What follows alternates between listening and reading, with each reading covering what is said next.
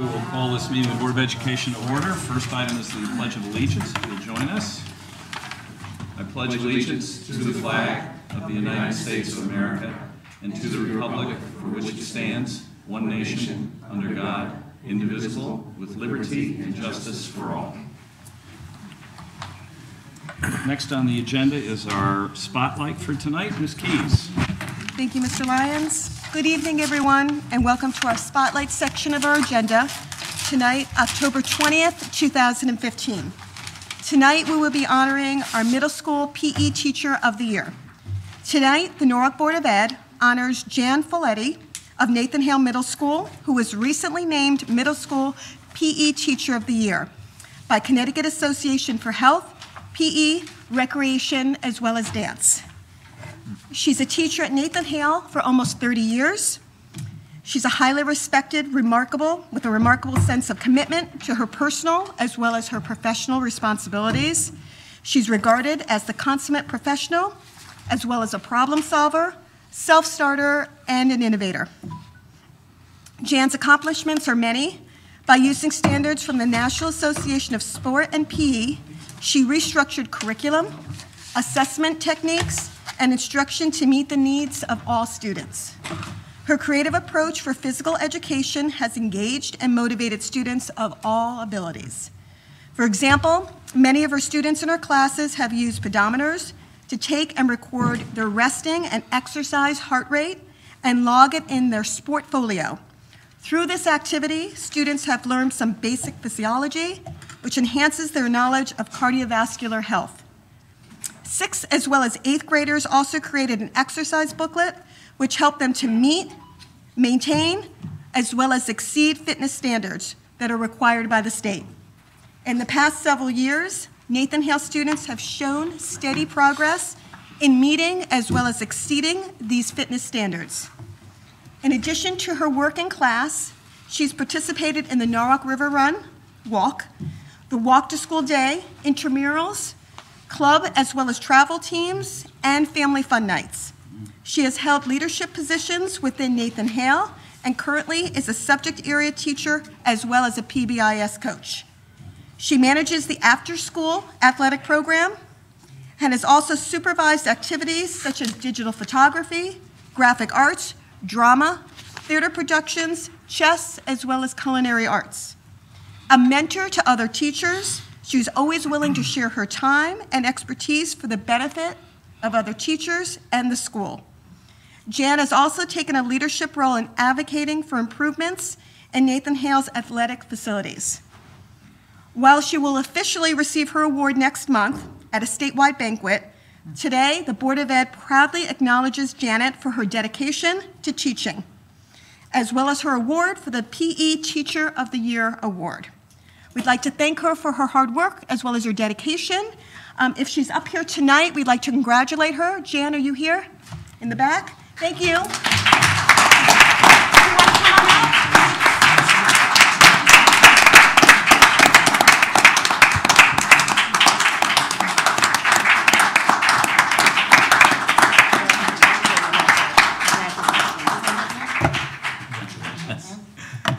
Nice work.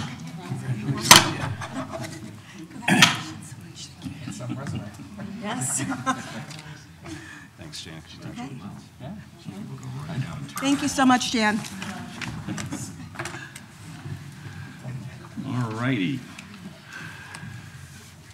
Thank you, Ms. Keys. Next item on the agenda is going to be public comments, and that is Mr. Kasimis. Thank you, Mr. Chairman. Public comment section. When I call your name, please come up to the podium. Give us your name and address for the recording.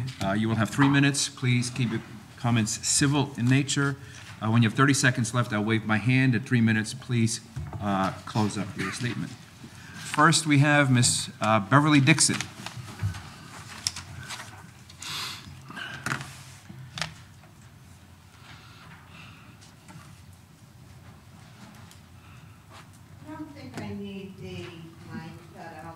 Yeah, it's for the recording. Yeah, we have to record your comments.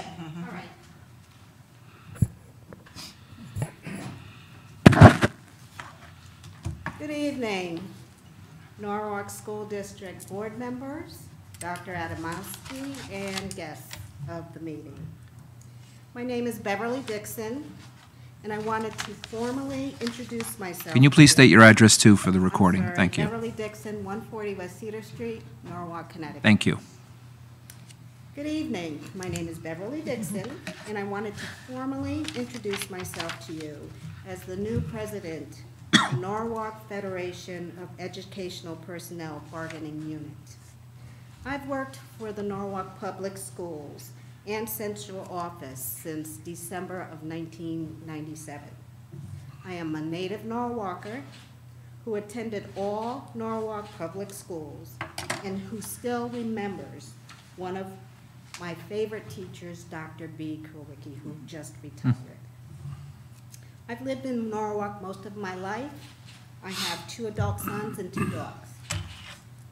I am proud to say I am a product of the Norwalk Public Schools. I take pride in our Norwalk students, the school district, and the Norwalk community.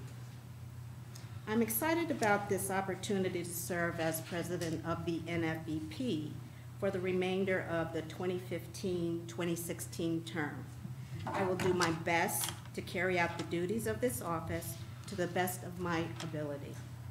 My main goals for the NFEP are to be a collaborative bargaining unit that is cohesive in its efforts to move the members of the NFEP union forward in a positive manner. Establish and maintain a working relationship with the superintendent of schools and the Board of Education. To deliver accurate and useful information to the members of the NFEP. And thank you for allowing me to speak and taking this opportunity to introduce myself. Thank you. Thank you. Thank you. So Beverly, are you taking over from Sue's position? She resigned. Okay. Next, we have Ms. Carolyn Fuller. She was?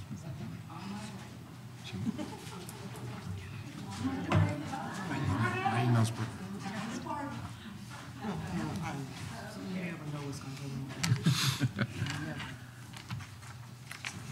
Good evening. My name is Carolyn Fuller. I reside at 100 Stewart Avenue, Norwalk, 06850. And as some of you know, I am a proud staff member of Jefferson Science Magnet, largest elementary and the only blue ribbon elementary school in Norwalk. And I'm going to say that. It was 2014, but I'm going to say it until I leave Jefferson Science Magnet because it's a wonderful school. Tonight, though, I'm here for another reason. It is the last board meeting for a very dear friend of mine, Mrs. Rosa Murray. I've known Rosa for many years. Rosa and my husband, the late Richard Fuller, are the longest serving African Americans on the board.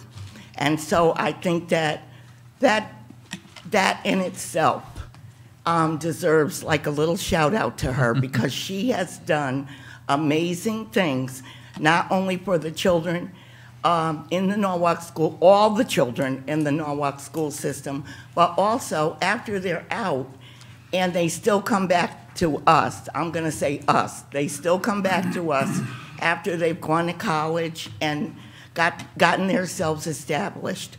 So Rosa, and I also have something for Medalia, but she's not here because this would have been her last meeting also.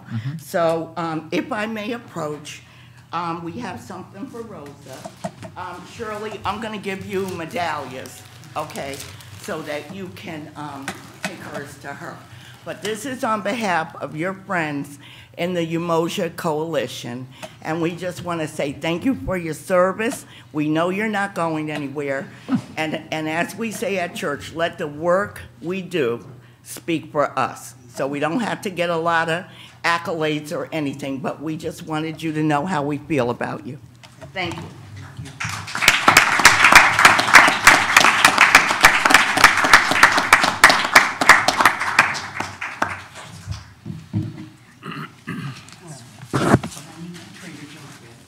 Come around here. Come around here. You know where I live. Thank you. Come around here.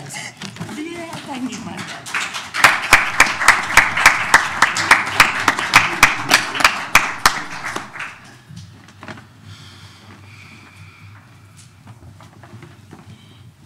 Okay, next, we have Mr. John Mosby.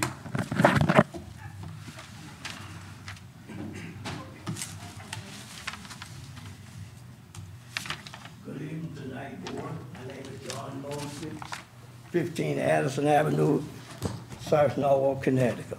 I know everybody know me because I come to all of my board meetings. I also want to follow up on what Ms. Fuller said about Miss Rosemary. I've been knowing her a long time. She was the chairman of the board. She negotiated contracts with me and everything for many years, over 20-some years. And she is a good woman. Also, I want to say to Miss Medallia, that was my favorite. For her 8 years, she stood up for the special ed kids, and I love her too. What I want to do real quick tonight, I'm not here, doctor. I want to thank you for shaking my hand, and I appreciate that. Also, I met with Mr. Connor. He did meet with me at the last meeting. I say he didn't, but he did meet with me an hour, and he was really nice. We had a good talk. Also, I met with Mr. Hamilton. We had a good talk.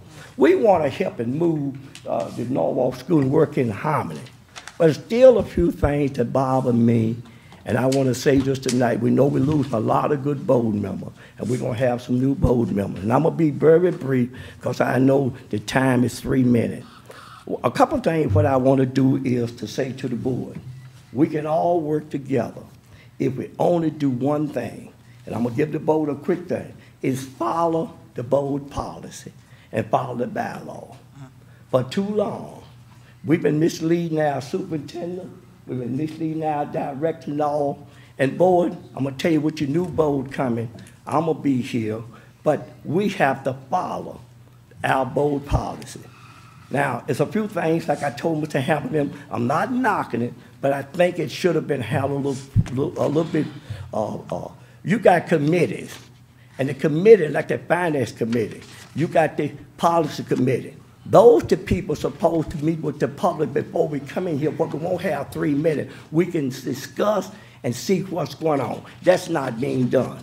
So I'm gonna give all of you bold, I'm gonna be very brief, and I'm gonna give you news media too, because they've always been saying before, you know, Mr. Mobley caused a lot of trouble. I'm not causing no trouble. I'm gonna speak up for what's right for the poor kids, disadvantage for all the race of kids. I'm gonna keep doing it, and I'm gonna keep fighting.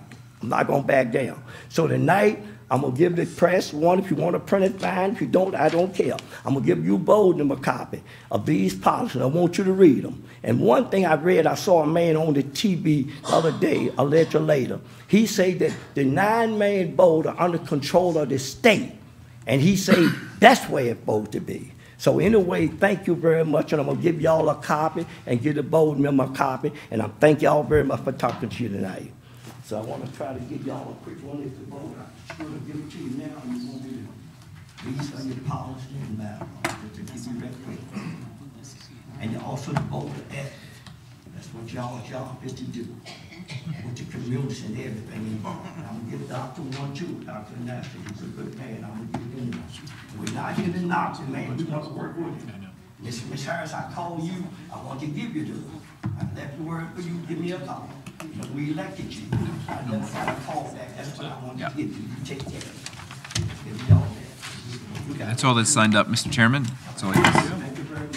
What's a big, I'm not here. I just want to give you a copy of it. Just refresh your memory. We're going to be very nice tonight. One more copy of that. Okay, give it that. Mr. Mosby, do you want to give me some, and I'll just pass them? Okay. Pass them on. Just give me one thing. Yeah, go right on down with it right quick. Okay. Get 3. Give the doctor one. That's really good. Thank you, Mr. Mosby. Doctor, I want you to see it. Got it? We want to work with you, doctor.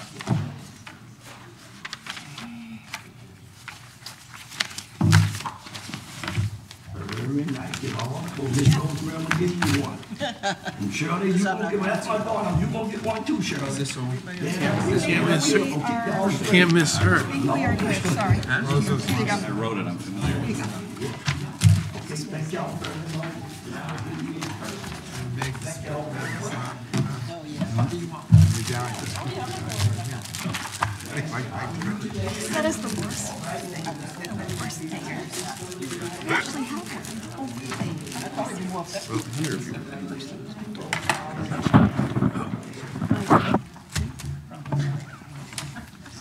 All right, next item on the agenda is Superintendent's Report. Dr. Adamowski. Thank you, Mr. Lyons. I'm going to report on three things tonight. Our official October 1 enrollment count. I'd like to give you a little overview of a committee you may not be familiar with called the PDEC, and then I want to complete the district data report with district outcomes. So you have in your packet, and you received from me previously, the October 1 state official enrollment report. And you'll see that places us at 11,442 students. That is up about 180 students over the previous year and representative of our enrollment increase. And we're projecting a similar increase in the next school year. That 11,442 excludes the adult education program students. I would point out three things here that are areas for our focus in the months ahead. One is the Briggs High School enrollment, which you'll note is only 54 students.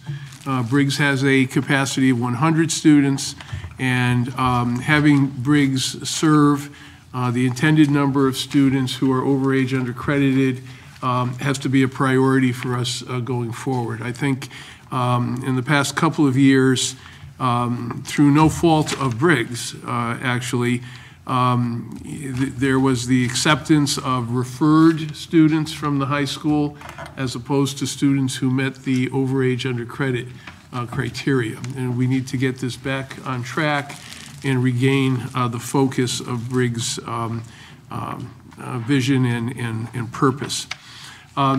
You'll note, without being surprised at all, because this is an issue that you have all discussed and expressed concern about, that the Jefferson Magnet is now at 611 students, which is more than 200 students over capacity. And that overcapacity is accommodated by a series of portable structures in the school. But clearly, this has to be both a short-term and a long-term priority for the district going forward. The other thing I would point out, the ODP listing, which is fifth from the bottom, that stands for out-of-district placements, right? And we have 120 out-of-district placements, which is, as you know, is an inordinate amount for a district our size. This represents one of the priorities of our special ed function, to be serving more students within the district and providing, through the quality of our own services, less reasons for parents to fight for out-of-district placements. At the next Finance Committee meeting, Mr. Hamilton will be sharing the costs associated with this, and you'll see it's a staggering amount that really inhibits the funding of children in the schools we are operating. And so it's in every best interest, the best interest of every child, for us to be able to serve as many students as possible in the district in a quality fashion. So those are some of the highlights from the enrollment report, and I think the other schools that I have not mentioned are probably within their expected range. But again, we're anticipating that our enrollments will increase somewhere between 150 and 200 students each year for the foreseeable future.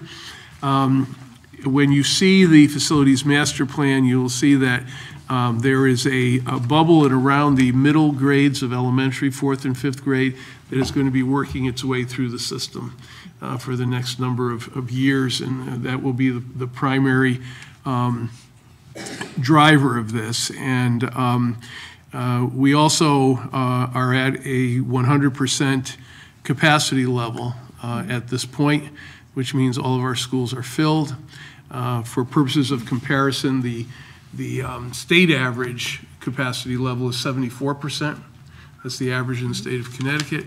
And the optimum from a facilities planning standpoint is 90%. So again, we have this challenge ahead of us in terms of the good news on the horizon, I think, is that the Allen Road Roosevelt Center was planned to be ready for the next school year.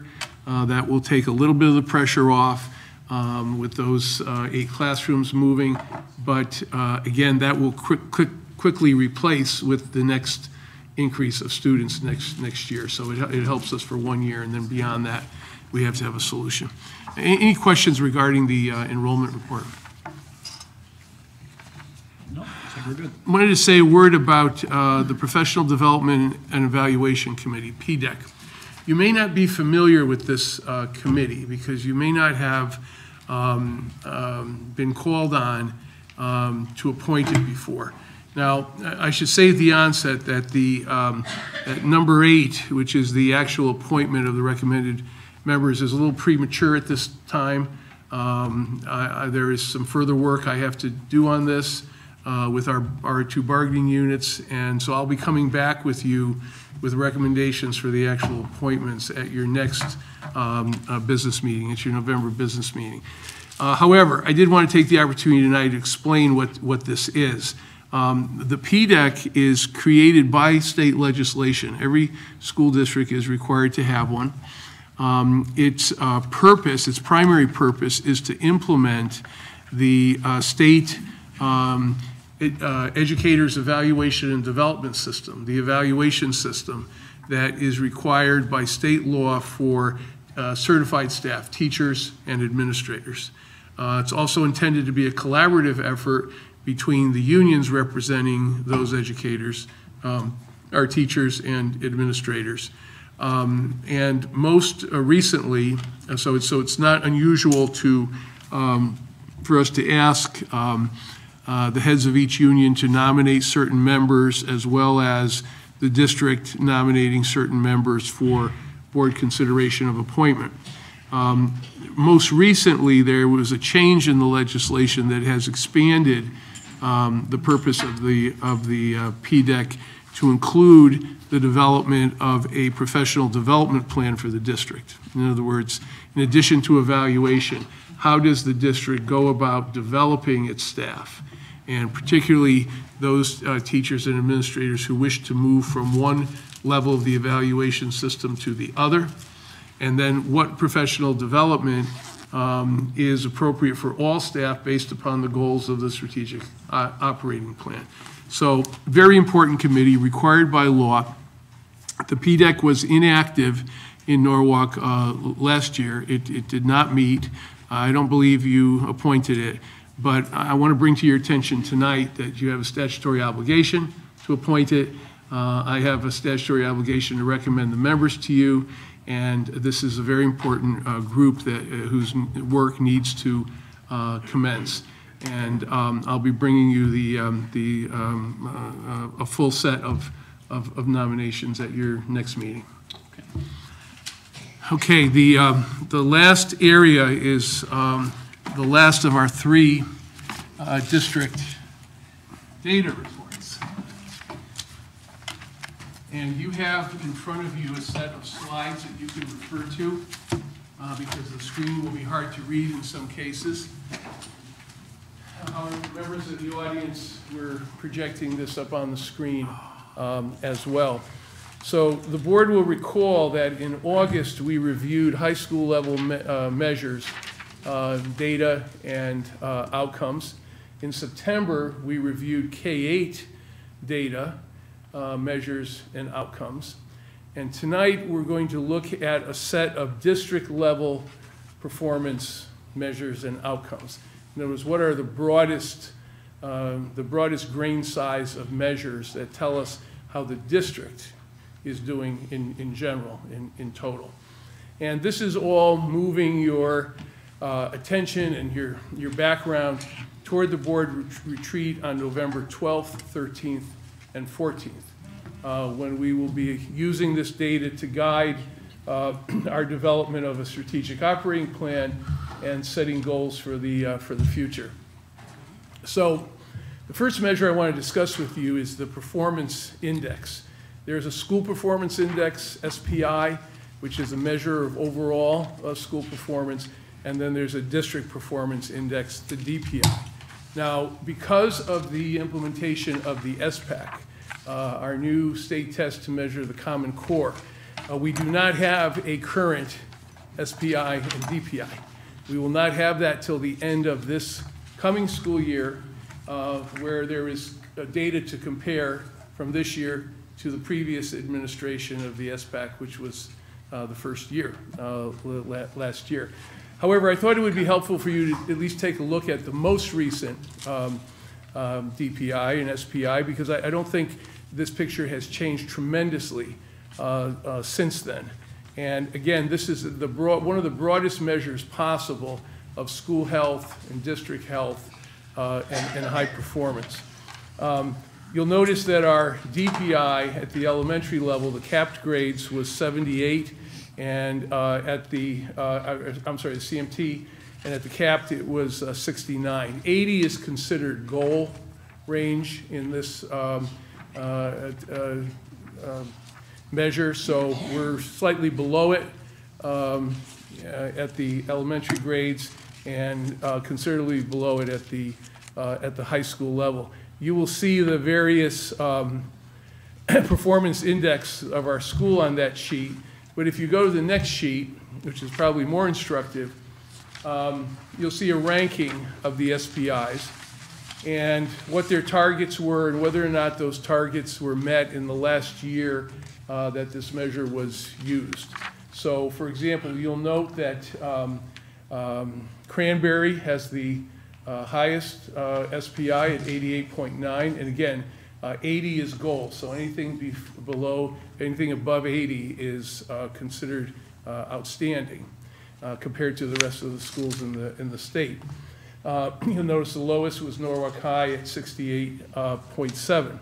More importantly are the schools that met target and where there was no evidence or little evidence of a subgroup gap. So, for example, the schools that met target, those schools in the green Y, where the Y is highlighted in green in the met target column, that's very good if you met your target. Evidence of subgroup gap, there the preferred answer is no, that there is not evidence of a significant subgroup gap. All right, so if we look at schools, for example, like Jefferson and Ponus Ridge, both of those schools not only met the target, but closed the gap for their subgroups. So that's an outstanding picture in those cases. That's what we would want for all schools going forward. Now, as I mentioned, this data is a year old, but last year Fox Run participated as the state pilot for the CK3LI, and it was also the Norwalk Acts demonstration site. I expect we would see similar data coming out of Fox Run as a result of those interventions and the good work that was done there. But this will give you a good picture of where our schools rank overall. And when you look at Jefferson, at 81.8, meeting state goal and not having subgroup gaps that are significant, I mean, that's quite a success story. That's really the reason why Jefferson was able to become a blue ribbon school. And it's quite an accomplishment. Can I just ask you, I've heard references to this, but I've never heard the background on it at Fox Run, this CKL3I, I think it's called. Yep. Could you just tell us what that is? Yeah, so the C stands for Connecticut. 3 is third grade, and it's literacy intervention. I'm not sure what the K stands for. I'm sorry? CK3LI. What does the K stand for? Kindergarten, thank you. So this is kindergarten through 3. Reading interventions. It's a state model for providing this. Now, you know, one of the issues we've discussed is our current lack of these Tier 2 and Tier 3 interventions in all schools. Well, this is how you do it. This is the preferred best practice model for it. Fox Run was one of 5 pilots in the state. The state, as a result of Fox Run's success, has granted us 3 additional pilots for next year. Norwalk's Act has been supporting the interventionists through their philanthropic funding. But it's a wonderful model, and again, we're expanding it. It should be expanded, and I believe if we were to update this data today, or if the state could, you would see Fox Run in a similar situation. But it gives you a very good picture of where the gap is, what the growth rate has been, or where the growth has been in each school. If you go to our very next page, this is where our schools would fall on the current state accountability plan. You may remember that at convocation, I said our schools were in the middle, right? So, you know, we could be stuck in the middle together, or this could be a good to great story. And so you'll see the 2 middle bands transitioning, progressing. That's where all of our schools are currently. We have no school in the lowest performing category, which is great. And it would be greater if we had some schools in the highest performing category of excelling. And this is really the good to great challenge for us, is to move out of the middle and into the top. So let's talk about enrollment for a moment. District enrollment is our next chart here. What this tells us is that the Asian population is stable. The black population and the white population is decreasing by about 1% per year. The Hispanic population is increasing by about 1% per year. And our special education students are increasing. The ELL students in our district, that number has been stable. And we have reached the point where we have just about an equal proportion of low-income and higher-income students in the district. That 50% qualification for free and reduced lunch would be essentially the proxy for those students whose families are lower income and those not qualifying. And so it's about 50% each. And so what this tells us is we have wonderful diversity and the profile of a great American city, which has this level of diversity and balance to it in terms of our student population, reflective of the population of the city itself. When we reviewed our high school data, went ahead here. When we reviewed our high school data, we looked at the 4-year cohort graduation rate. This takes a slightly different look at it. The generalization here is that while the state has been going up, Norwalk has been going down, okay? And we're aware of that as an issue, and that's an issue that needs to be addressed in our strategic planning. This is an interesting dynamic in that the gap has actually narrowed due to fewer whites graduating. And this is different from other charts that you have seen. And that's primarily due to the dip in the graduation rate at Brian McCann and at Briggs. The good news on this chart, however, is that if you look at English language learners, special education students, and those students eligible for free and reduced lunch, all of them exceeded the state graduation rate for these groups. Now, that doesn't mean the state rate is anything to write home about or to say is wonderful. Right? We're conscious of the fact that Connecticut has the largest achievement gap in the nation. However, our students, the gap for our students is less than the average gap for similar students in other districts in the state. This next chart I'm going to show you is our attendance rates. And I don't think you have probably seen this before. I'm not going to go through all the details of this in terms of the different bands, but you can see that some of our schools have exceptional attendance.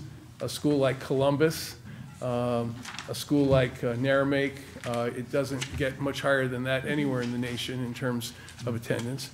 And we also have causes for concern at Jefferson, at Silver Mine, and at Briggs. But again, this is an area that we need to address, at least selectively, in our plan. The most important aspect of attendance from the state standpoint is those chronically absent students.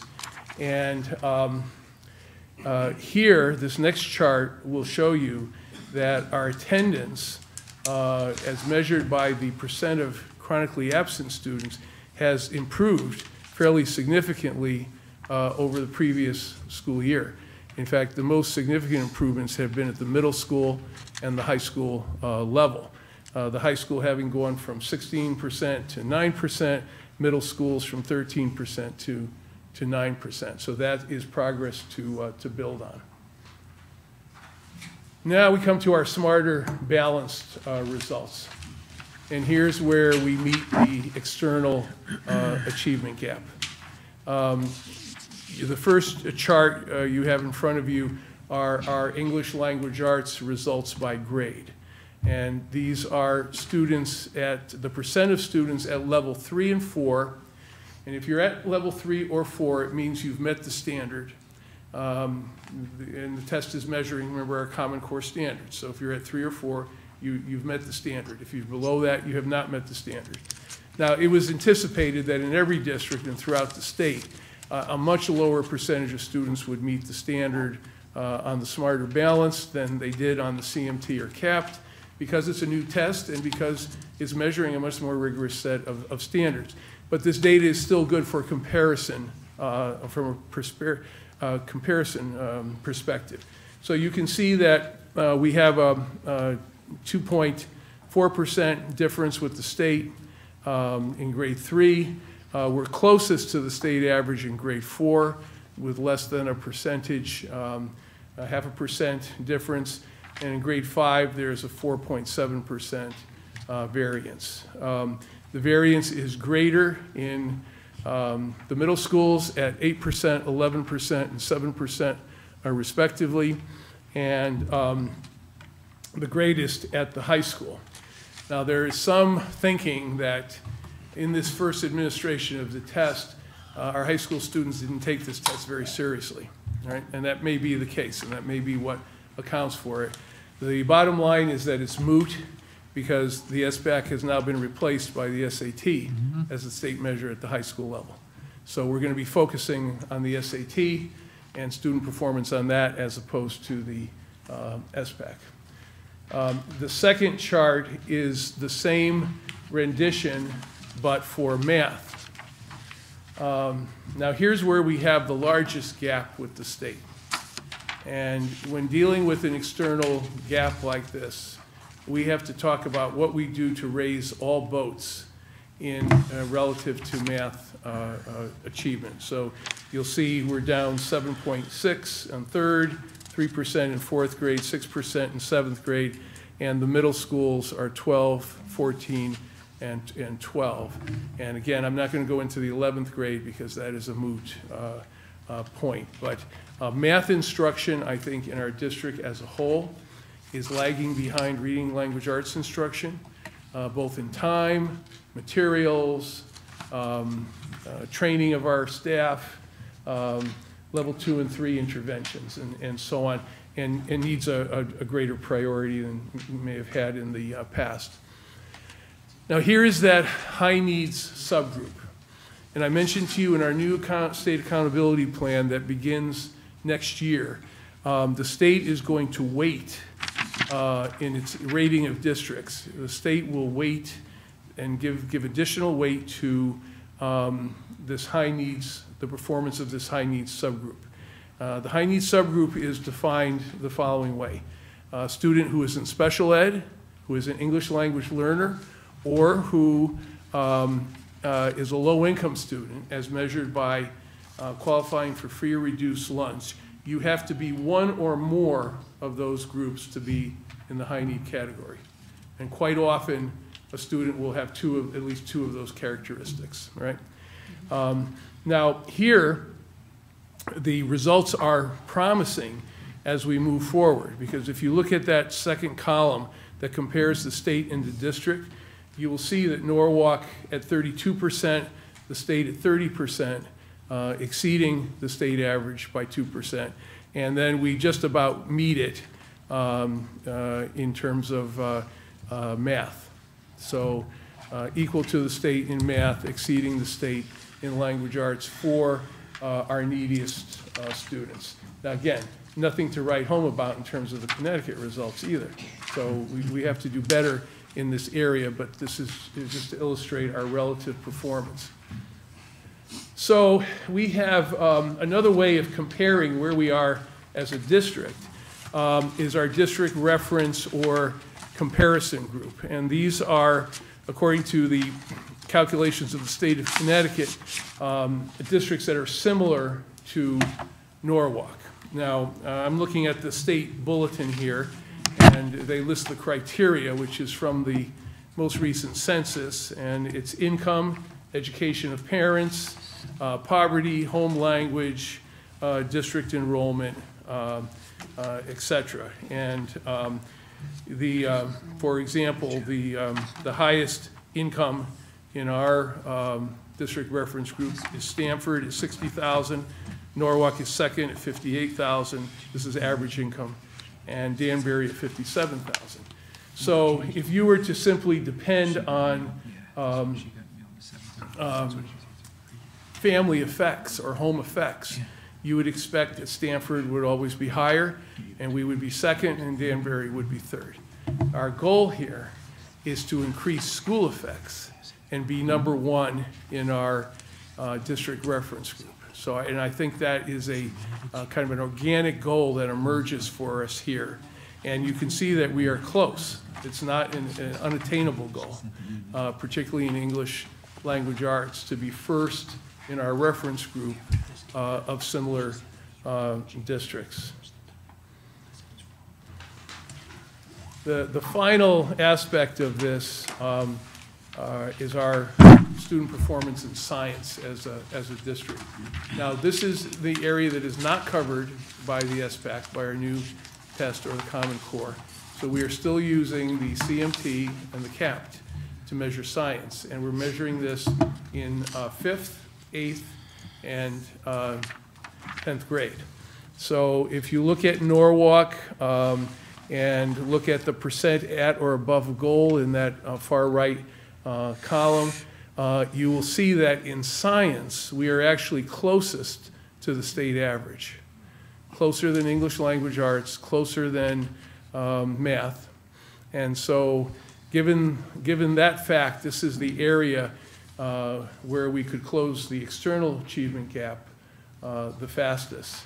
Now, and that's true for grade 5, but you'll see it's also fairly close for the middle grades, although not quite as close as other areas. And then if you look at the CAPT results for grade 10, at or above goal, you have a very, very interesting picture, and one that shows some improvement. But what is, I think, worthy of note here is the performance of Norwalk High School. Norwalk High School is well above the state average in the percent at or above proficient, and is also above the percent of the state average by 5 percentage points at or above goal. So I think this is certainly worthy of commendation to Norwalk High School for leading the way in STEM education and these science scores. And again, I think it's worthwhile to take a look at what Norwalk High School is doing that may be applicable to other schools in this area. So there are 3 kinds of achievement gaps: an external gap, an internal gap, and a combination gap. So you have an external gap when overall district performance, and we've pointed out several examples tonight, is below that of average state performance. That's an external gap. An internal gap is a gap between students, different groups of students in the same school district. Low-income students, ELL students, special education students. When that varies within a district, we have an internal achievement gap. And we have a significant internal achievement gap, much more so than our external gap with the state, which is much smaller and is going to be easier to close. And then there is something called the combination gap. And that's what we have. We have both. We have an external gap with the state at some level, although not a great one. And then we have a more significant internal achievement gap. You need different strategies to deal with each kind of gap. And given the combination nature of ours, as we approach the strategic operating plan, we will need to have two types of strategies, because you close an external achievement gap by raising all boats, right? Things that will apply to all students to simply get to a higher level of average performance. And then for an internal achievement gap, this is targeted interventions. These are interventions targeted towards certain schools, certain groups of students, so that they can do better and meet the standards. So as we approach this, I think our mantra going into the retreat should be to raise the bar and to close the gap, because that's essentially our dual challenge in order to be that highest district in our comparison group, which is an achievable goal. But it's not going to be achievable by doing one thing. It's going to be achievable through a combination of strategies, some of which are designed at raising the bar for all students, and others that are designed for closing the gap for specific groups of students or students in certain schools. So with that, we're looking forward to the retreat on November 12th, 13th, and 14th.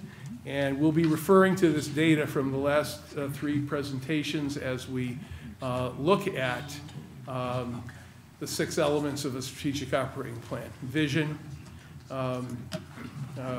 the performance indicators of the plan, a theory of action, our goals, what are our strategies going to be, and then how do we implement those strategies over a period of 3 years. But this is exciting work, and I think this data shows us the possibilities and the promise of what we can accomplish. Okay.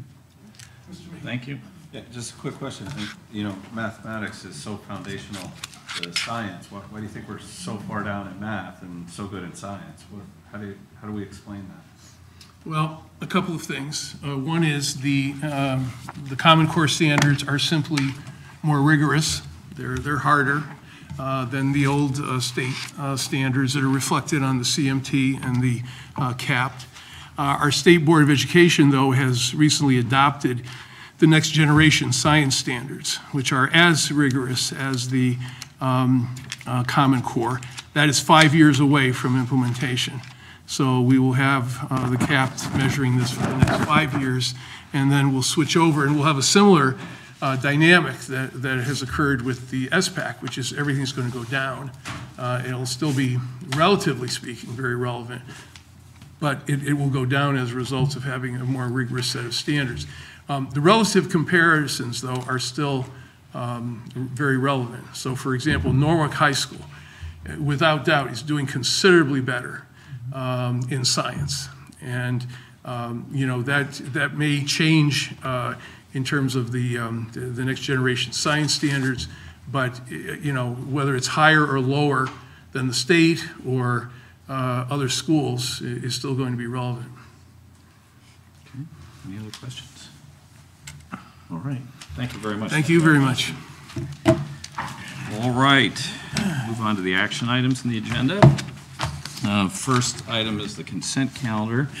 There's a lot on it. The proposed calendar includes 6A personnel, B budget transfers, C 8 field trips, D, recognition of National ADHD Awareness Month, and also number 8, approval of the PDEC committee. As Dr. Adamowski indicated, he wants to hold that off until the November meeting. So the chair would entertain a motion to approve that consent calendar. Ms. Rivas moves. Is there a second? Mr. Barbas. Any discussion on the consent calendar? Yes. A couple of questions, Dr. Adamowski. I wanted to ask you in regards to Nature's Classroom. I know West Rocks Middle School just came back recently for 7th grade. They went for 5 days. I mean, I think Nature's Classroom is a great program, absolutely great program. My daughter just came back from that. Nathan Hale Middle School 7th graders, only 3 days. Jefferson is 5 days, but it's for 5th graders. So to me, there's just not a lot of continuity, consistency. We have some schools going for 5 days, some going for 3 days. We have 5th graders going, we have 7th graders going. Can you Sure. talk to me Okay, about that? so the Jefferson situation from 5th grade is explained by the fact that Jefferson is a science magnet, okay? So they should have special programs in science that no other school has. The anomaly of Nathan Hale, though, is historic and needs to be addressed. So I understand this goes back to the prior principal who had an issue with the students going for 5 days. He shortened it to 3 days. That's what Dr. Sacchi inherited. Right. Dr. Sacchi has questioned this, Yeah. right? And I've asked Dr. Connor and our science coordinator, Tammy Mokas, to examine this and come up with a uniform way of doing it in each middle school, since in each middle school it's a standard part of the program, and it should be the same. So thank you for noticing that, because that is an issue we're dealing with. And my suggestion also, I think they need the 5 days. I mean, I think it's No, I think important that's, that we have yeah, the I 5 think days. if there's a feeling on this as Nathan Hale, is that Yeah. those students are being shortchanged a little Absolutely, as a they result are. of the 3 days, and they would like to go the 5 days.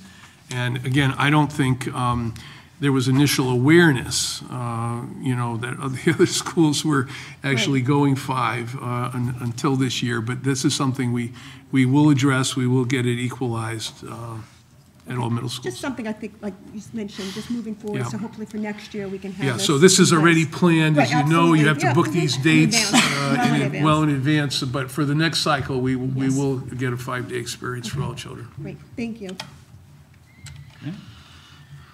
Hearing no other comments, we'll proceed to a vote. All in favor of approving the consent calendar, please indicate. And it is unanimous. Thank you.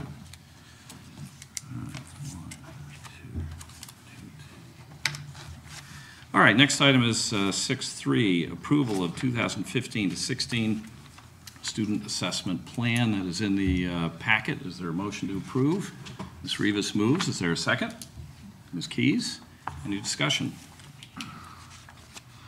Okay, I'll just mention on this that I think this is actually very exciting, what's going on here with the student assessment plan, with the NWA cycle assessment pilot, which is the next item. We've heard a lot from parents about the excessive amount of testing in the schools, putting pressure on both parents and their children. And Dr. Connor, I know, and Dr. Adamowski have looked very carefully at this and concluded that a lot of the tests that we've been doing really aren't adding anything to the educational program for the children. And I've analogized it to, when you get prescribed medicines, and each doctor prescribes you another medicine, and then sooner or later, you end up taking 13 different medicines, and sometimes it makes you sicker than if you cut down on the number of medicines. And these things have accreted over time. And so my compliments that, right off the bat, you've gone and found a way that we can reduce the number of testing and yet at the same time improve the quality of the testing that we are doing. So this testing can be used for mid-course corrections for students, the tier 2, tier 3 interventions, setting that up. So this is a great move. My compliments to all of you for the work you did on this. Any other discussion? Here now we'll proceed to a vote. All in favor of approving the plan, please indicate. And it is unanimously approved. Next item is approval of NWEA cycle assessment pilot, which is the second half of that program. Is there a motion to approve? Ms. Rivas, is there a second? Ms. Mosby. Any discussion? Hearing none, we will proceed to a vote. All in favor, please indicate. Again, unanimous. Thank you. All right. Next is approval of the Alliance District School Building Grant application. This is the one that was discussed, this new program where we may be able to get some good interim level capital improvements for a whole lot of things that have been sitting untouched for a while. Is there a motion to approve? Ms. Rivas, is there a second? Ms. Harris. Any discussion?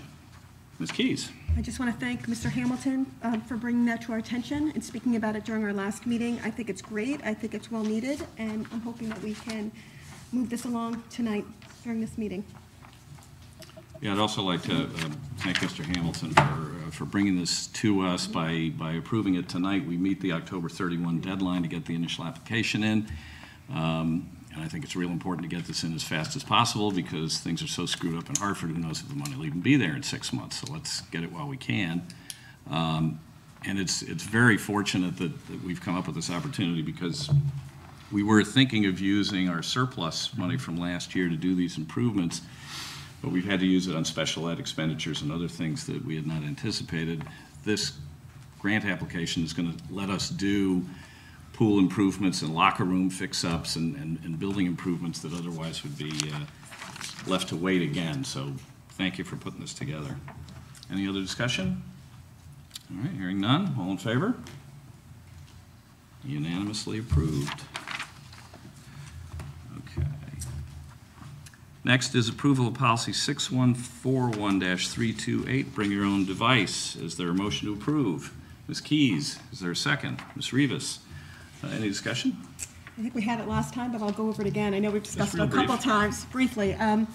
This has been, we've worked on this in policy for the past couple months. Ralph made a couple of presentations. I know I've spoken to many high schoolers, and they're really excited, Ralph, getting ready to work on this, bring your own device. I think it's all about getting the kids, they can bring their own device. They'll be hooked up to our own internet service throughout the district. And it's really about, it's a win-win situation. It's all about communicating. So teachers with students, students to students. It's all about engagement and all about learning.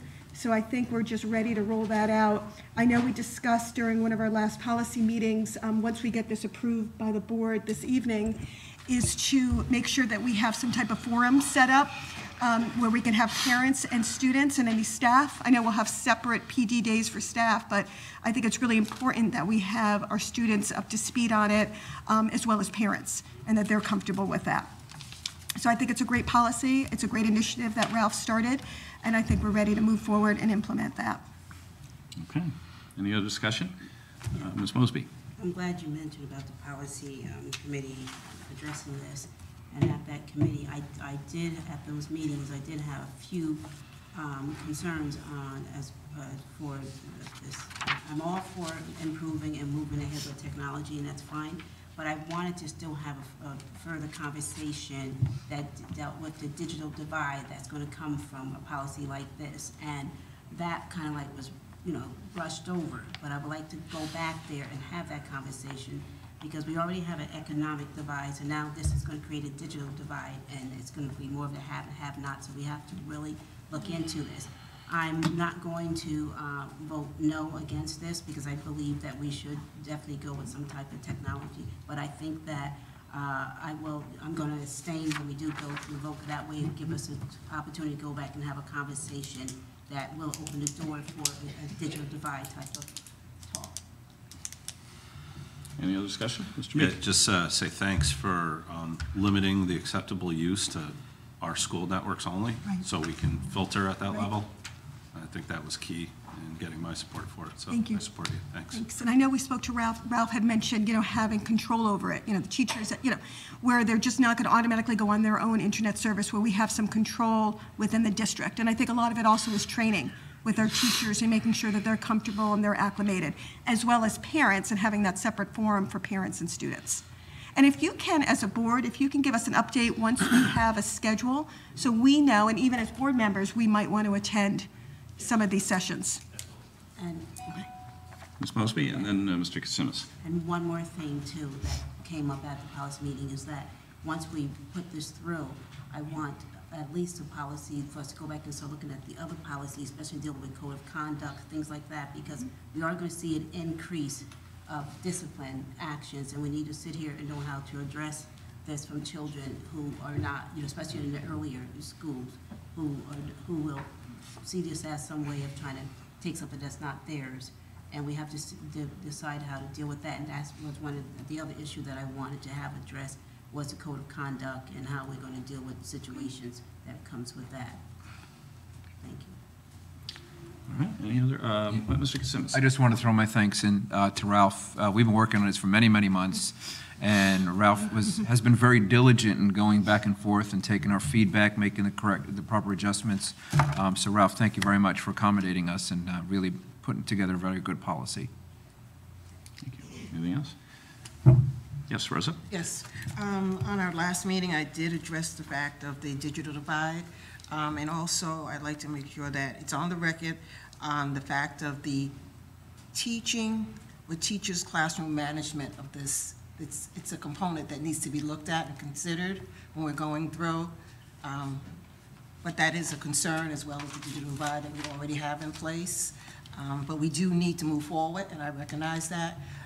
But as I said, we are a public school, and we do know we have various needs within our district, and we like to recognize that and keep that in mind, especially when we're talking about closing the achievement gap. Okay, any other comments? All right, hearing none, we'll proceed to a vote. All in favor of approving the policy, please indicate. 1, 2, 3, 4, 5, 6, 7, 8. All opposed? Abstentions? Ms. Mosby abstains. And that is approved 801. Thank you. The next item is approval of amended policy 5125, student records. Is there a motion to approve? Ms. Rivas moves. Is there a second? Ms. Keys? Ms. Keys, you want to quickly tell us about this one? Never briefly, but it's good. It's always good to have a discussion again. Again, we talked about this. We've worked on this for many months in policy. Those were two key ones, bring your own device as well as student records. Again, we unanimously as a policy committee approved it. Really, what's key for us, the two key words that come to my mind are engagement and communication. And it really gives access to our PTOs to really communicate with our schools and get the message out on what's happening and also having easy access to our parents and to our students. So I really would like to get this pulled through tonight. During several of our meetings, we did get the full approval of our PTOC, so they are in full agreement and fully on board with approving this policy. Okay. Any other discussion? Question? Yes, Ms. Murray? Ms. Keys, would you please just review for me what type of information other than the email address, what other information PTOs will have access to? They have access to email addresses as well as names of students, parents' names and student names, so they can readily give out information on happenings or things that are going on within the schools. You know, the key was for our PTOCs or our PTO members is to have easy access. They were having a difficult time just getting access to parents, and they want to be able to communicate. So the key is just communicating to members of their school on what's going on within their community, within the school. So it's not access to the entire information card? Is that not? No, they're having their email address, email address and name. It's actually the parent's email address. Parents' email, well, not the child's, right, the parents' email address. They can't contact the child. Ms. Rivas? So the directory information would only be, like you said, the email, the parents' email, and the child's name? And what else? That's it? Parent's phone number, I think. No address. No address, no. No address. Okay, what about the student's grade level? It would have that too? I think grade level, Yeah. any honors, Why? awards, or things like that. Why would it have that? athletics. How Because is If they want that? to, if they want to be able to give out information or contact parents, I mean, the key is for them to have access. PTOs will contact central office or contact Brenda, your office, correct? The only addition is the parents' emails, the rest of Yeah. Right, parents' email. That's the only change. Okay, because grade level, so a special education parent, that their information will be available for the parent association? Should be, yes. But not designated as a special ed. No, it wouldn't show as a student. special It would just say what their student. name What was. their name was. Just their name. Okay, but you're saying it would include grade level. Yeah, well, the logic for that would be if you're trying to communicate with all the parents for the third grade, you can't do that if you can't determine what grade level the kids are in. So that's why that information. No, if the would be child doesn't needed. have a grade level. Let's say the child is always in that grade level, same grade level. If that's the grade level they're in, that's what they'd be listed under, I would imagine. For all I'm just interested in children. the confidentiality of the special ed parent. You know, if it's just limited to, it should be just the parent's address, email, and student's name for the PTOs. Because then how does that happen when you have the emergency cards on the back that say whether or not the child should have media coverage, or whether or not the child, how does that reflect with the policy? Well, we're in the process, we've already submitted, like every year your child, I know for all my children, they had a blue card, which you would fill out information. We're hoping for the next go around, because it's already been done. Correct me if I'm wrong, Brenda, but we want something on a form that'll just be where we check off, is that correct? No, so if you say no, you don't want the information to be public, so how do you ensure to make sure that that's not available on as far as on the directory? Are you going to look on the card before you include that parent's name in the directory in case the parent's name doesn't want it to be? We'll tag it in pouch. Oh, there's a way to indicate whether, okay. And their goal is for next year to have that in place. As I mentioned before, not to be redundant, it was too late now because it's already gone out, it's the beginning of the year, but we're hoping for next year. Okay, because I don't see anything here about the housing authority as well. How does the housing authority fit in on the student access records? Because under the housing authority, when you have a lease renewal on the housing authority, the parent is made to sign a form that the housing authority has access to your child's records. So if you say no on your card that the record should not be accessible, then are you tagging that as well? Is that being tagged as well? Housing. He wants to repeat it. And the housing authority has in their lease renewal that they have access to all housing students' school records. So if the parent says no on a school level and says they do not want their information to be shown, to be accessed, and then housing authority, how does the housing authority's regulations and what they have as far as on Norwalk Public School students, how does that conflict with this policy? I'm not sure how it would, if we were supposed to be giving information to the housing authority, we would normally just have a record. This once again is an email address for. No, it is student information as well. It's not just just an address. It's also the grade level of the students, the date of enrollment, student participation. And can I ask a clarification? Yeah. Are all those things already permitted under the policy? Yes. Yes. So the only thing that's being changed is the email address. Everything else is Just email. already permitted under the policy. Right. Thanks. I just want to hear out, it's not only just for the PTOC, I think we discussed, it's for, I guess if other organizations then wants to get it, they have to go through Brenda, I believe, so that we can. you know. Yes, and it's primarily for PTOs, but some other organizations, but it yeah. still has to go through central Right, office. it has to go through central Correct. office, that's why I just want to make sure that that's Yep. known as well. That it's not just PTOC, but if another organization wants to get access, they have to go through central office in order to get approved, or, you know. Correct. Primarily it was for PTO. They were the Right. ones that really were looking for that information. And again, our goal as a policy committee is just to get the word out. We really wanted parents engaged and to communicate. That was our whole premise behind this. No, I know that that's what Yep. it is, but I'm saying since the policy was updated and reviewed, I'm saying since since student records also pertain to other organizations Right. having access to student records, I thought there would be something in the policy referring to that as well. You see, because it was just said earlier that it would be tagged. If the parent states on the back of the card saying no, that they do not want their information public, and you say no, so it's tagged, so then it doesn't get printed, right? So I just wanted to know that as well, because this is the only sole policy that's used for that. I thought when it was updated and reviewed that it would also be under consideration, because a lot of our students are also no housing students. Okay. Any other discussion? All right, then we'll proceed to a vote. All in favor of approving policy 5125, please indicate. And that is unanimous. Thank you. All right, over to information and reports. Next is the September 2015 monthly financial report. Mr. Hamilton?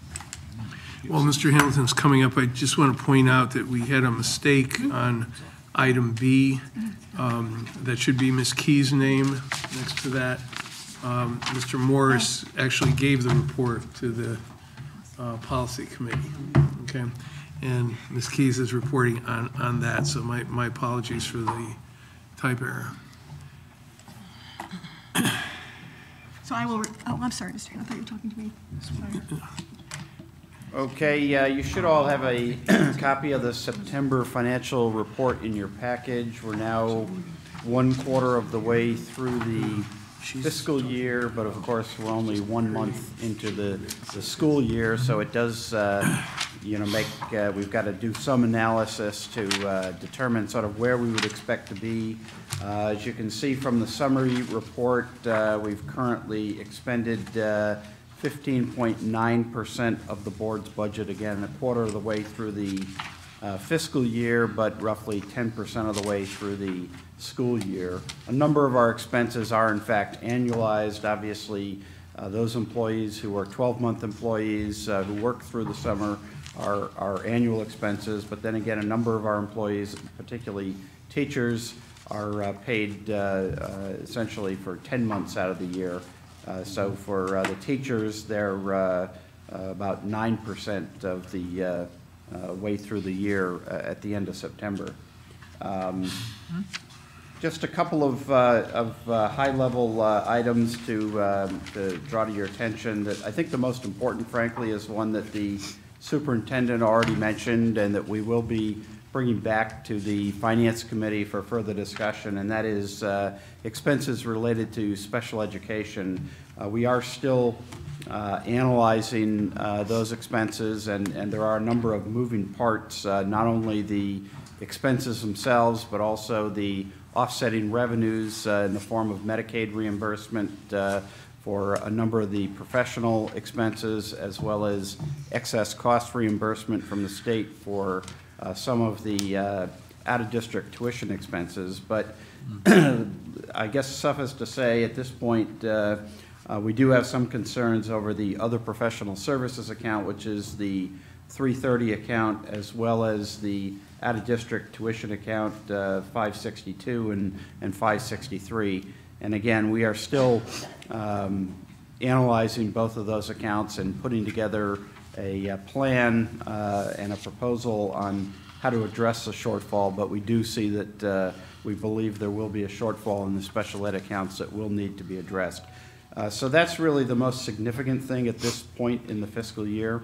And again, we will be coming back to the Finance Committee with some additional information there and some recommendations on how to proceed. I don't really think there was anything that really struck me. I made a few minor notes if there's questions, but I think the rest of it is pretty much tracking as we would expect. So if there's any questions, I'm happy to answer those. Any questions? Mr. Meek? Yeah, I'm sorry, I wasn't here at this point last year.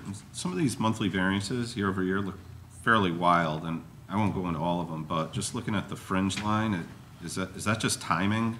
That is a timing, yeah, that is a timing issue. The fringe benefit account is principally health insurance, and the city taps our fringe benefit account 5 times during the year.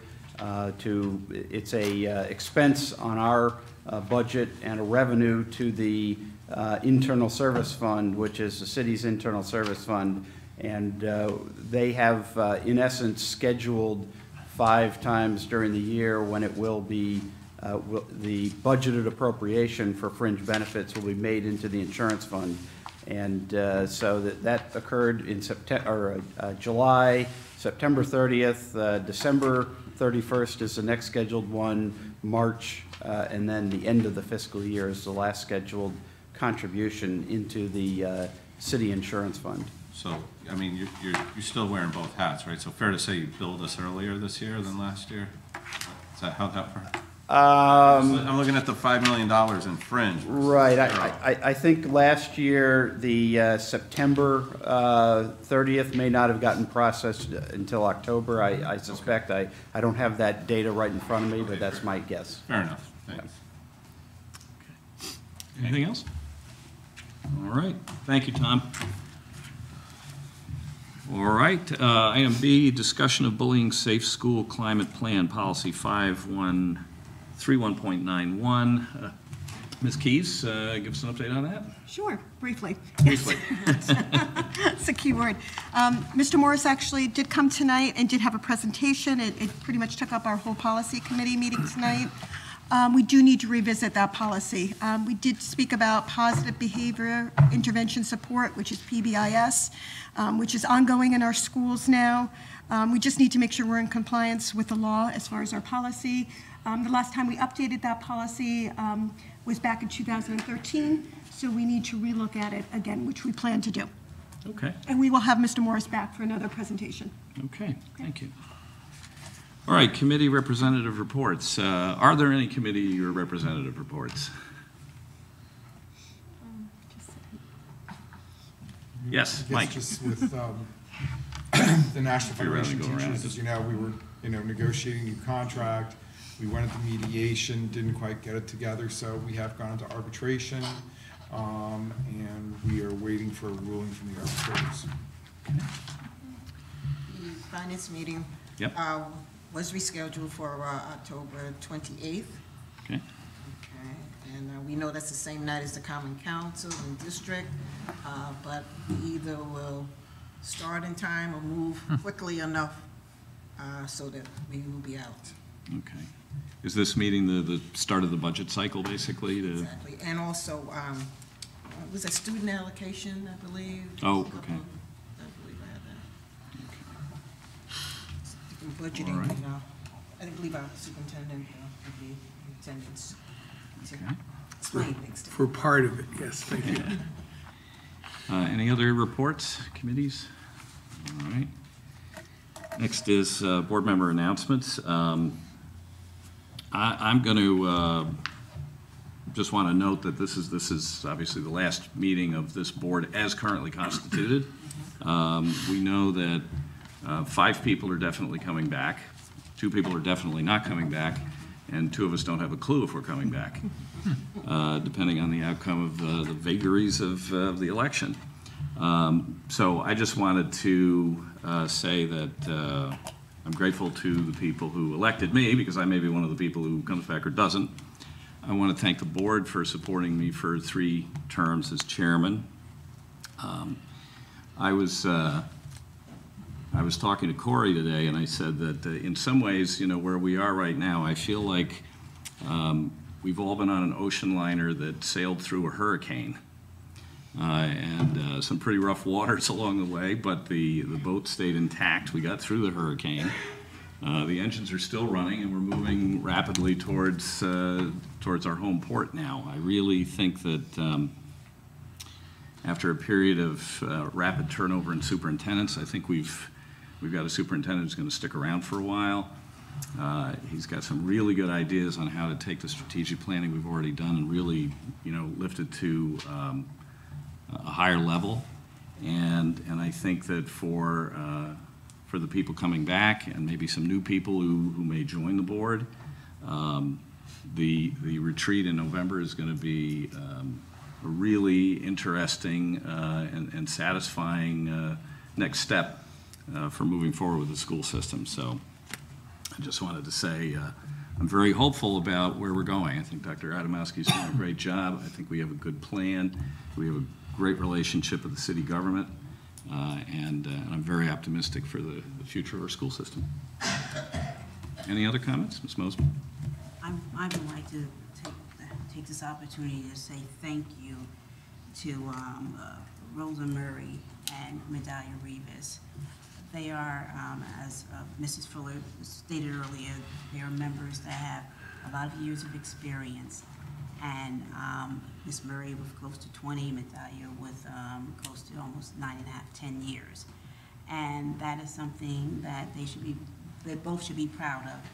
And I feel that we all learned from having them here, from their knowledge, and that was wonderful. And I wish that they would continue, although they're stepping into their next venture, to continue to still stay involved, because there's a big community out there that really needs them. And Medallia, especially with your special ed and ELL knowledge, that is extremely helpful. So please do not just walk away, stay involved.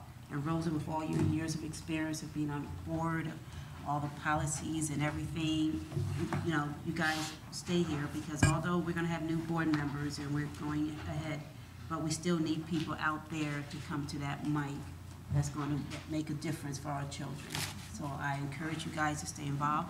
I say thank you. You guys it's been a pleasure with you guys, and we just have to just open turn the book to another chapter and move on. And thank you. And Mrs. Fuller left this for you, Medallia. So yes. Thank you. But thank you. Thank you. I'd like to say something too. Go ahead, Ms. Sorry, Rivas. no, go ahead. I wanted to say to all my fellow board members, I really want you to understand when people do ask questions, no question is ignorant. No question is a stupid question. No question. Questions have to be asked in order to make sure that there is an understanding on a whole community level, so people do understand. Although many did not understand why I would question certain things, the community that I was representing needed answers to certain things. It wasn't that I didn't understand, but certain things had to be clear, because everyone needs to work together. And also I asked when they have, because I want to make sure that the ELL community does come out to these board meetings, I want to make sure that you have translators available, because everyone should feel welcomed. And just try to listen with another pair of eyes. I don't want anyone to just be boxed in and say, this is the only way things should be. That's why we all have to have creative minds, because, and I always say, all the children, because I want to make sure we move all the special ed forward, all the ELL students together, all children that don't have the same advantages as other children. I may be passionate and seem angry all the time, but it's just that you need to try to feel what other people are feeling, with the parents that their children are not succeeding. And you know, that's the only thing I'm kind of saddened about, that I didn't feel that everyone understood the problems that are actually facing our communities out there that you're not aware of. So go out, like if you have more future board meetings, really go out into the community and have these meetings over there. Just because it seems a little empty and you don't see people that do not speak English in the seats, is because you have to go out and reach out to them. And it was great when you had like maybe a board meeting. You can have it at the South Norwalk Community Center. You can have one at the local neighborhood schools in every district. I didn't want to go into a whole speech, but anyway, it was my passion and my heart to be around children, to try to help as much as I could. So I want to say thank you, and just you know, keep in mind that I try to relay what the needs of the community, that I represented was, and also others in the community. But you really need to put yourselves in other people's shoes. And I think we can help a lot more children that way. So thank you for allowing me to speak. Okay. Mr. Kasimis. Sure, thank you, Mr. Chairman. Medalia, I know your leaving is not voluntary, but I do wish you all the best in your new endeavors. But this is specifically for Rosa. I know you're voluntarily leaving. Over 6.5 years ago, Rosa and I were at odds with each other, We just had opposing views, and we were both, stuck in our ways, and we just weren't kind to each other, so to speak. But over the 6.5 years, Rosa has been nothing but kind to me, very cordial, and even though we do oppose certain things, she has taught me how to just agree and just, even though we disagree, just accept what it is and just move on and still remain friends. One of the greatest thing I think you've taught me over the last 6.5 years is protocol at graduation ceremonies. She's really big on that. I'll still be watching. And you'll still be watching me on that. Rosa, it's been a pleasure to see you, to chat with you over the last, actually, 4.5 years that I've been on the board. I've really enjoyed just hearing from you and the things and your views. I really do enjoy them, even though we still differ on it. I still enjoy them, and I wish you all the best and hope to see you again. Thank you. Okay. Any other comments? Me again, me again. Ms. Rivas. Rosa, I want to take this opportunity to say thank you so much, because I looked up to you. I always looked up to you, and you mentored me, and you took me under your wing, and you kept me calm in moments that I didn't think I could remain calm. But it was very nice with my first. Remember on my first Memorial Day parade. That was my first parade. I mean, I'm in New York. I always watched it on television, but this was the first time I was going to participate in a parade. And I was like, I'm the type of person that would have those little wiggly eyes and stuff on there. So I had my little suit and everything. I said, wow, I'm a Board of Ed member, and the whole city's looking at us. So it was very, very, very special for me. You had the mayor and the common councils and the board. I said, wow, this is something. So I pull out these little flags or something I was going to put on the top of my head. And I looked at Rose, they're smiling. She goes, no, you don't put that in your hair. You just walk this way. It was just like, there was a certain way I had to be. And I said, oh, okay, let me just stay myself and walk. And, I just want to thank you because you held me together and you guided me and you mentored me. And, sometimes we feel we know everything and we don't. And I thank you for all the advice you've given me. And all you did tell me is, if you don't understand something, get the data, research it. Medalia, you tell me, go to the library, see what's bothering you, see if you could focus on what you're trying to, focus on one thing at a time, not everything at one time, and then you'll be more productive that way, more effective. And you have to be effective in order to help kids. You have to be effective to help your community. And I got that from you. I mean, I still need some more mentoring, but I want to thank you so much. And it's been a pleasure all these years being with you. I thank you, Rosa. That's it. Ms. Keys. Yeah, I just wanted to add a humorous note. I mean, I know I'm relieved. I'm sure Shirley is already. Myself and Sherelle, we're not running again this time, right? So we can kind of just sit back. Relax. Remember those days. Just one thing I wanted to add. This past Saturday night, it was very, very chilly. I went to Cavalcade, Brian McMahon, Norwalk High School, as well as Wilton, and they were just phenomenal. They did an amazing job in the really cold, cold weather. And we're winding down in band season. Also, a couple weeks ago, both Artie and I went to Lockwood Matthew Mansion and represented the board. We celebrated 3rd and 8th graders, their writing abilities, and they had an award ceremony, and it was really just really honoring and humbling to be there. Representing the board, but also just seeing these amazing writers from our elementary schools and our high schools as well. Okay. Ms. Murray. It's been quite a journey, 20 years plus. I counted 6 superintendents, 2 interim superintendents, and just quite a time where you're coming through, and most people know that you come through your PTO president, your PTOC, and that whole path that I took to the board. And I just want to say, that I appreciate having an opportunity to work with all the board members, current and past.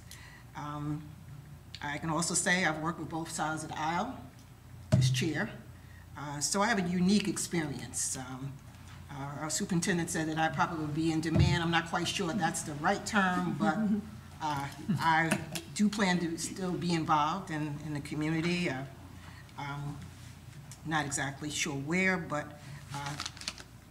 we know there's a need out there, okay? And if we sat here long enough, we know that. But I'd like to thank well, the citizens of Norwalk, because they're the ones, the voters, who actually allowed me to sit here for the 20 years. Certainly my family, the community, and it's an honor. It has been an honor to serve as a public servant for the city of Norwalk. Thank you all. Thank you.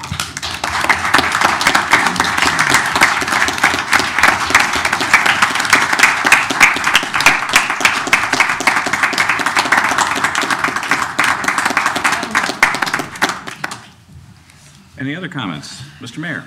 Yeah, when I hear 20 years, you know, you kind of shake your head. You're like, how do you do it? You know, anybody, and I want to thank Migdalia and Rosa. I know they're leaving. Anybody that volunteers to serve the city of Norwalk it's a very special thing, and it takes a special person to be able to do that. You know, the pay isn't that good. Over those years, I cannot imagine the hours and hours and hours of meetings that you've attended, and the hours and hours and hours of time you've spent on the phone when you're not at a meeting discussing issues in business and so forth, to the both of you. So thank you for your service. It's much appreciated, and good luck and best wishes. Thank you. Thank you. Thank you, Mr. Mayor. Any other comments? Yes, one more. One more from Ms. Rivas. Yes, I just wanted the public and everyone to know. I have to make my last, whatever you call it, hurrah, whatever it is. Okay, my agenda and that I received, and I had to, I told him, I said, what time does it say there, you know, to my daughter? And she said, the meeting starts at 7:30. So, you know, technically. I saw the same thing. All right, technically, you see, and then on my desk, I have 7 o'clock, you know, so really, it's not that I'm sorry if if everyone thought I walked in a half hour late, but actually, I thought I was 5 minutes early. So I just wanted you to know that, so that's it. All right. Okay, next item on the agenda is approval of minutes for September 22, 2015. Is there a motion to approve? Mr. Kasimis moves. Is there a second? Ms. Harris seconds. Any corrections or changes? I have one, the Secretary, on page 9 at the bottom.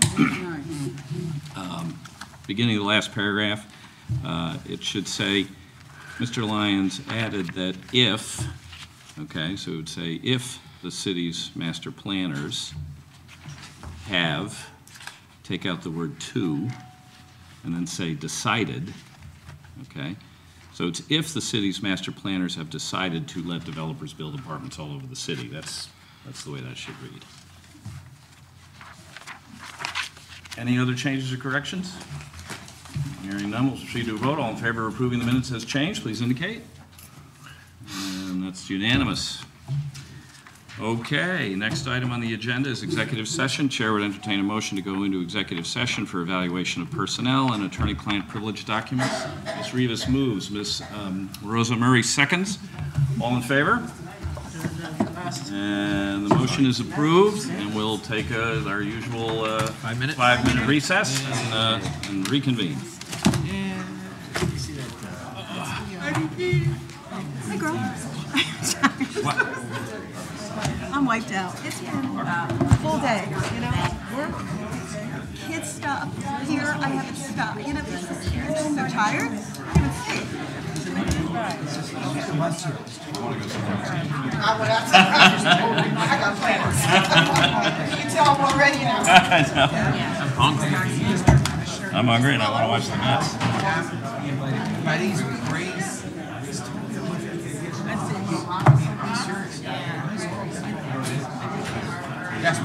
That was the one here. I thought it was.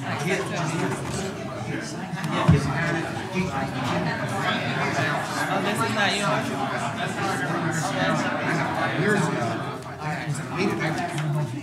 I was so shocked.